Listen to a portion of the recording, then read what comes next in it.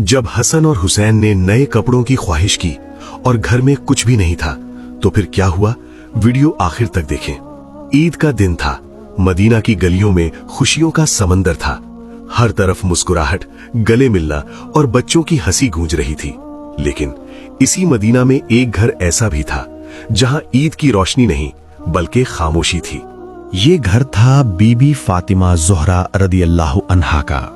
रसूल अल्लाह सल्लल्लाहु अलैहि वसल्लम के पर्दा फरमा जाने के बाद अहले बैत के लिए ये पहली ईद थी। घर में सुकून था लेकिन दिलों में दर्द छुपा हुआ था।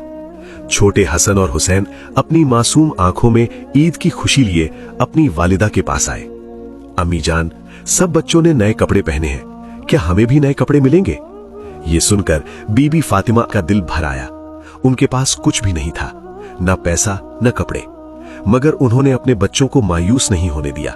मुस्कुराकर फरमाया, बेटा, हमारे दर्जी कपड़े सिल रहे हैं, इंशाअल्लाह शाम तक आ जाएंगे। हसन और हुसैन खुश होकर खेलने चले गए।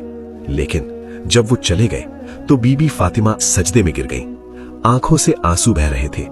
या अल्लाह, मेरे बच्चों का दिल ना टूटने देना।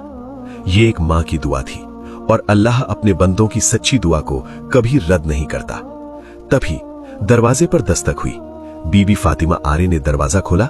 एक अजनबी खड़ा था, हाथ में एक बंडल। उसने कहा, ये कपड़े हसन और हुसैन के लिए हैं, और फिर वो गायब हो गया। जब बंडल खोला गया तो उसमें ऐसे कपड़े थे जो दुनिया के नहीं लगते थे, नूर से चमक रहे थे। रिवायत के मुताबिक ये कपड़े जन्नत से आए थे। बीबी फातिमा आरे की आंखों से शुक्र के आंसू बहने लगे। शाम को जब हसन और हुसैन आरे आए और जब उन्होंने वो कपड़े देखे, उनकी खुशी का कोई हिसाब नहीं था। वो ईद जो गम से शुरू हुई थी, अल्लाह ने उसे रहमत और खुशी में बदल दिया।